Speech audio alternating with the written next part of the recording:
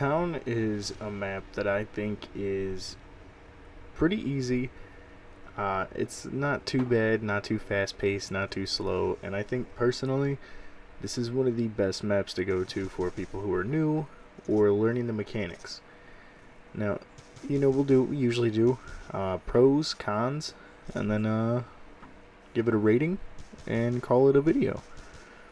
So to start with pros, like I was saying, I think this is a super solid map for anybody who's trying to learn how to play zombies or to get into the groove, or maybe hasn't played in a while and is having a hard time getting back into it. I say that because it's got Pack-a-Punch, it's got perks, 2 mystery box locations so you can get used to the teddy bear again. My teddy bear during this game was very active. I got it about 5 times, and I went to round, I think, 26, and then I stood in the lava pit.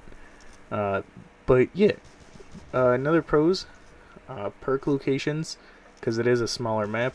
They're really not hard to get from perk to perk. If you do happen to go down, re-getting them again really isn't an issue.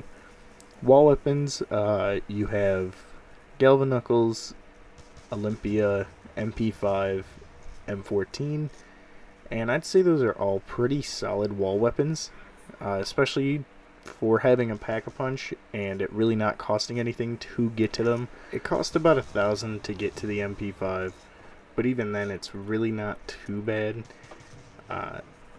And Pack-a-Punch, being obviously 5,000, getting that MP5 I think is a solid idea, just so you can build up that money quickly. I went with this. I usually go with the M14 or the Olympia on this map when I do play it, just because they're both super solid Pack-a-Punched. A couple things to note, because this is Black Ops 2, there are a couple options when you load up the map. Are difficulty, original, and easy. I play on original. Easy isn't a bad idea, and if anybody makes fun of you for playing easy, tell them Chef said it's fine.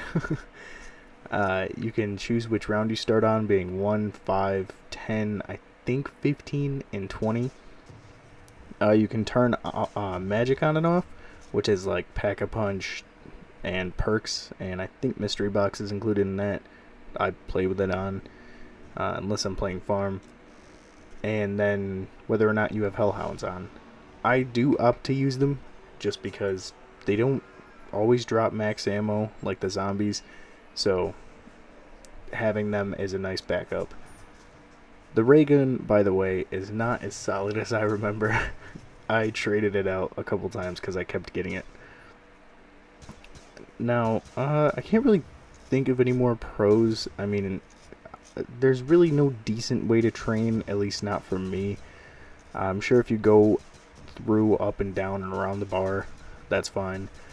But there are multiple decent camping spots, like this one I'm in right now, in the top of the bar. If you stand in the open way where I jumped out of, they can't jump up through there, so that's a nice place, and it gives you backup in case you get crowded.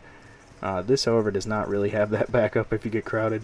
Like, this is round 13, and some of these zombies are taking 2 Pack-a-Punched ray gun shots. Like, it's just not good. That's nothing on the map, that's just the gun itself. So yeah, let's do some cons. Some cons of the map, I think, because of the lack of training spots, it can get crowded super quickly, which, depending on who you are as a zombies player, can be good or bad if you're able to get out of those things. Sometimes I can, sometimes I can't. But yeah. Another con is, even though it's not a huge roadblock once you figure out how to do it, and I know there's a way to do it without taking damage, but I'm not going to spend all that time, is the Pack-a-Punch being directly in the lava. I don't know if they felt the need to just make it a pain and put it in an annoying spot just because it's an easier map, but it seems ridiculous. Like, it seems completely unnecessary. Now, I know I already said it's a pro, but I'm also going to give the multiple box locations a con, because on a map like this that's so small, like I said, I got the teddy bear like 4 or 5 times alone in this one playthrough, where I got to like round 26 and then ended it myself.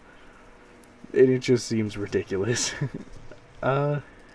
you know what? I don't really think there's any other cons. Like, it's not a bad map. It's definitely good for like relearning, or if you want a quick match. I'm a huge fan of the maps where you can just get in and do a quick match, and you don't have to like do steps that take a half hour to like pack a punch or to get all your perks. Um, which is weird because my top 3 favorite maps all require you to run a marathon to get all that done. But yeah, the rating for this map, I'm gonna give it a 6.5. Again, not terrible, but in my opinion, not superb either. And it has its downfalls. But yeah, I do recommend it. Like I said, if you're getting back into zombies, haven't played in a while, or just want a quick match, I think this is definitely one of the better maps on Black Ops 2 to go to. And say the same thing I always have. It's not as highly recommended as some of the other ones, but if you haven't played it in a while, couldn't hurt to go in and just knock a game out real quick. I think this one took me half hour, and that's also stopping to do the record button and get them all in the library as I was going. So yeah, I hope you enjoyed. Hope you're having a good day. If you're watching early on, have a good rest of your day. See you in the next one, and until then, keep surviving.